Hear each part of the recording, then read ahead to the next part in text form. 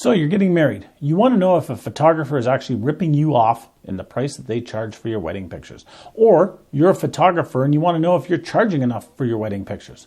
Well, in today's video, I'm going to go through the costs associated with a wedding from, well, the standpoint of the photographer.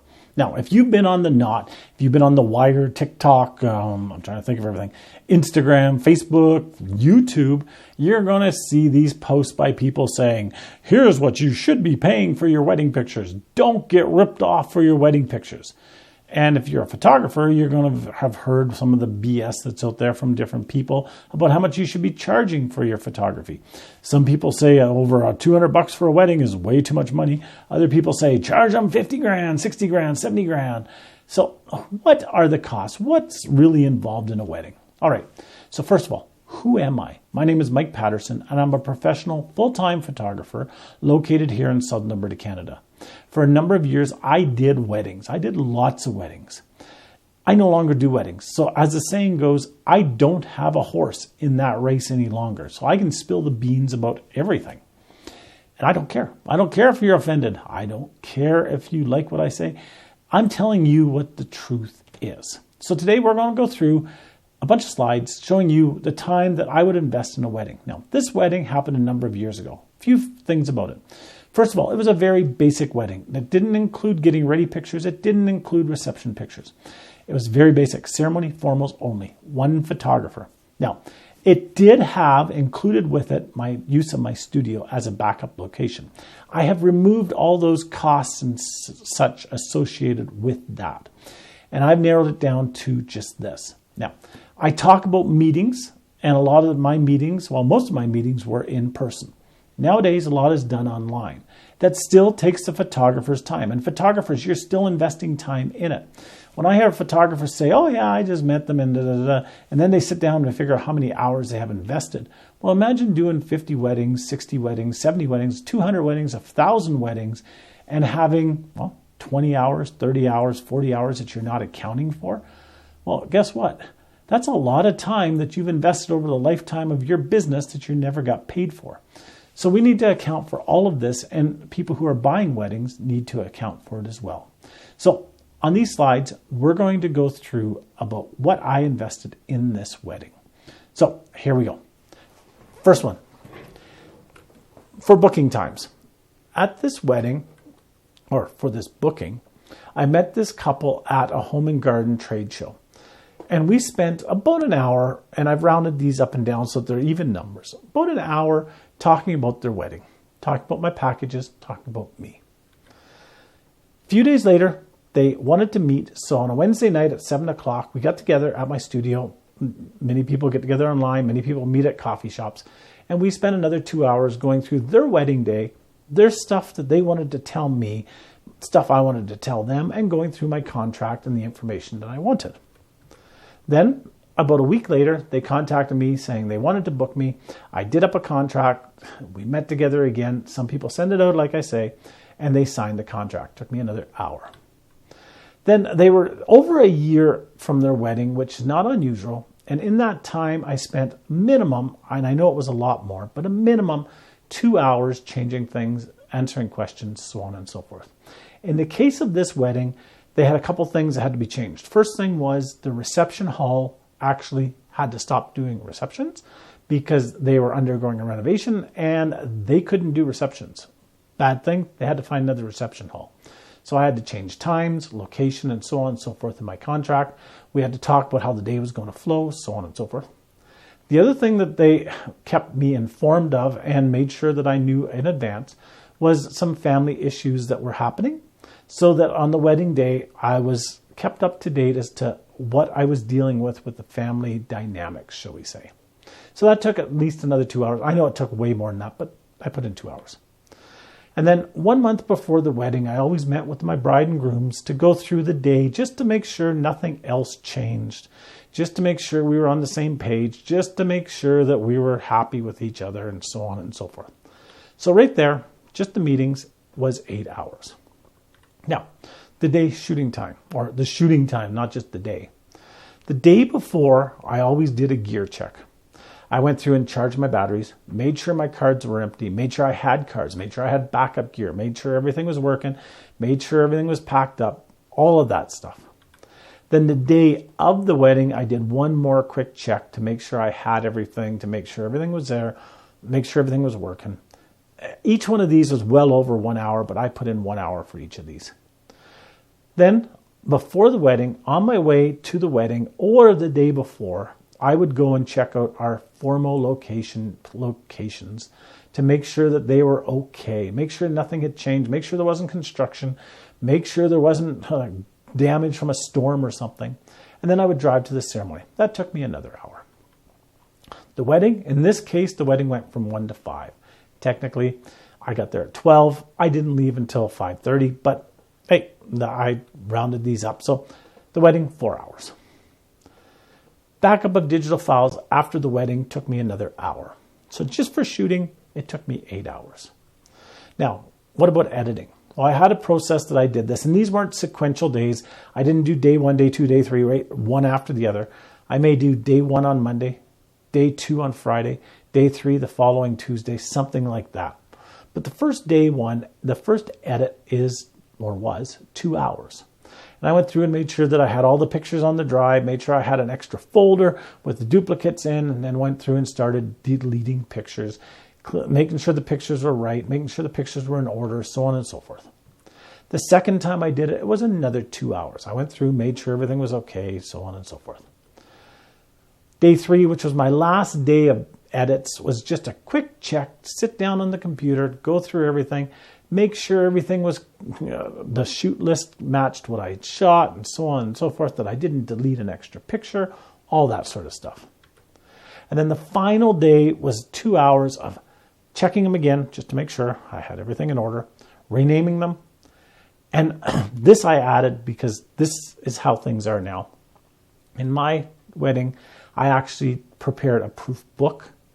But today we have saving to a USB or uploading, which would be about the same as what I invested in printing out the book. Another 2 hours. So we're now at total editing time of 7 hours. So, all done, we meet with the client.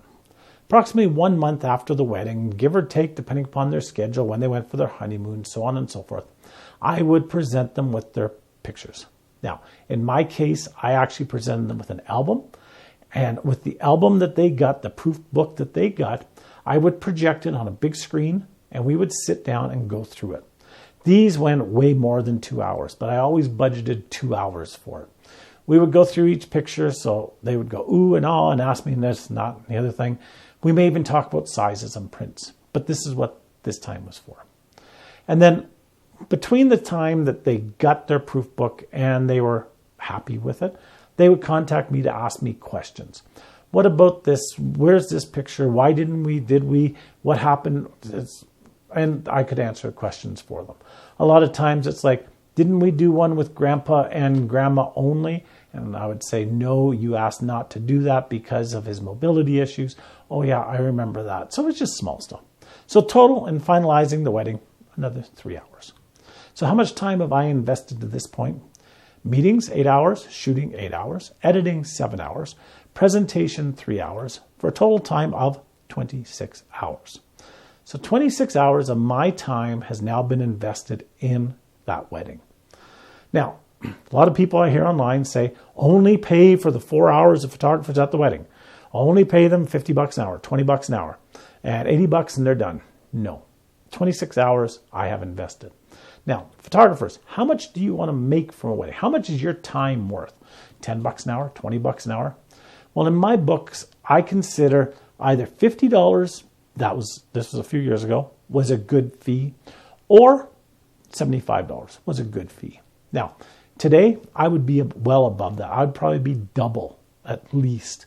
I'd probably be in around the $100 to $125 an hour mark that I'm going to charge for my time.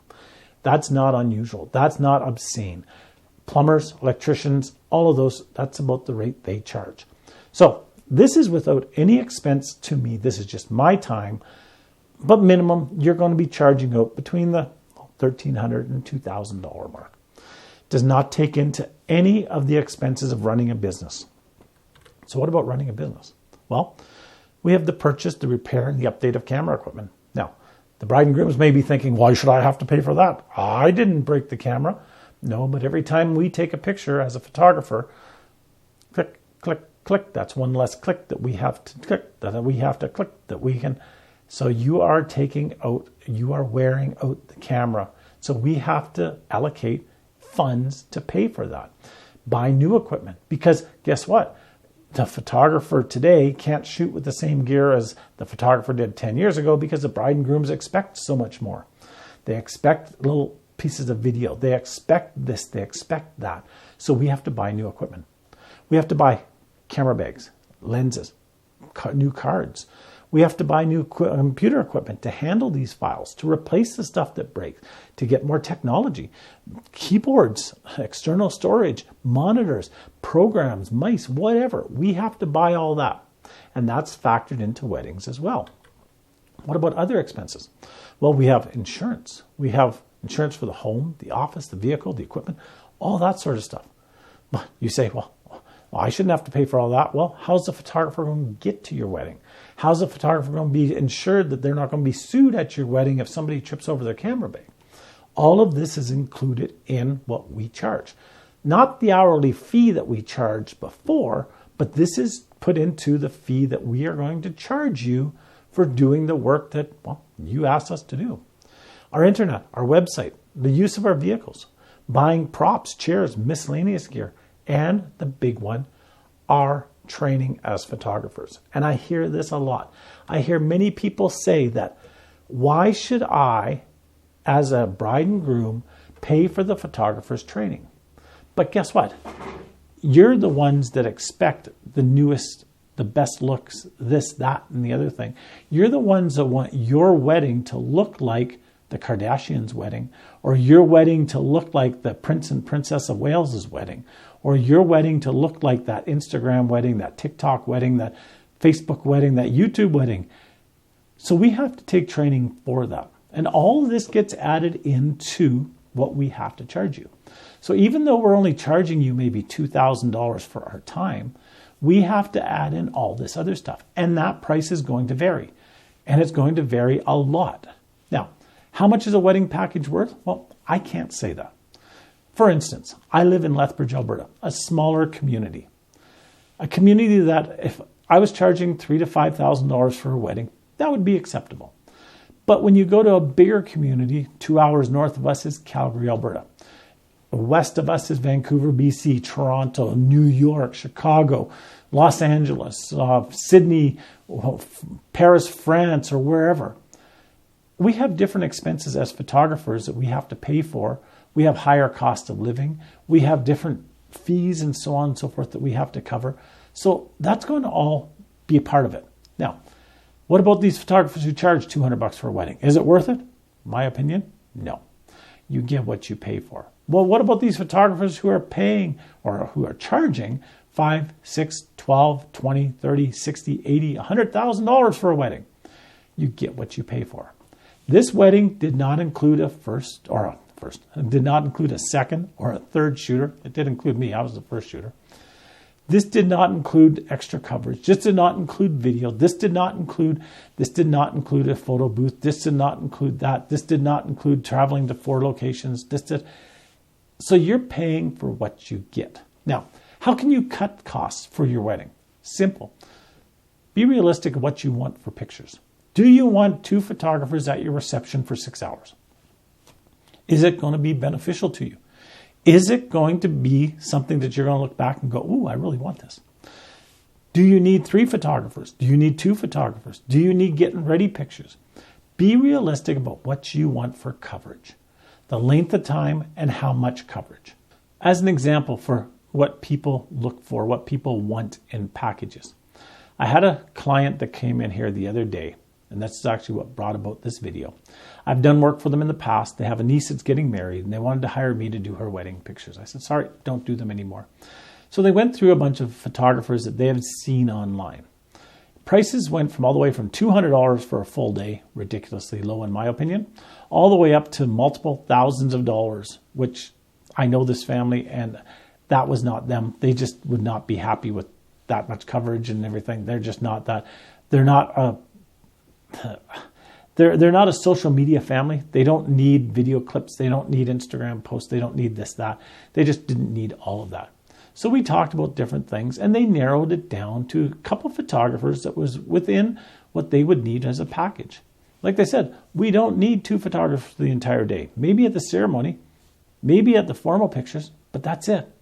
We really don't want getting ready pictures. We've already discussed this, and we just don't want it.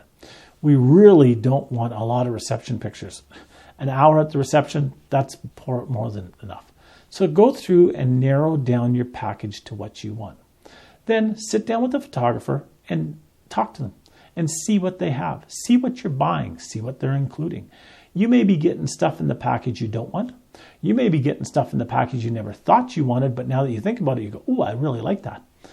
And work your package out from there. But remember, and this is a big thing, remember, your pictures are what's going to last from your wedding. People will forget the taste of the food. People will forget what the DJ sounded like. Song's a song. People are going to forget about this, that, and the other thing, but pictures are something that you're going to have for years. So don't skimp on that. Pay a good price that you're comfortable with. Get a photographer that you can trust, that has some good work. Look at their work. Make sure that it's their work. Make sure that it's the quality you want. And book that photographer. And don't nickel and dime them. And treat them with respect, because they're doing a job just like everybody else. So until next time, have a great day. We'll talk to you soon. Bye-bye now.